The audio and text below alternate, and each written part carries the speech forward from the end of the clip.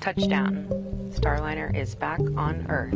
That landing coming at 11:01 and 35 seconds Central Time, 10:01 and 31 seconds Mountain Time at White Sands Space Harbor at the U.S. Army's Missile Range in New Mexico.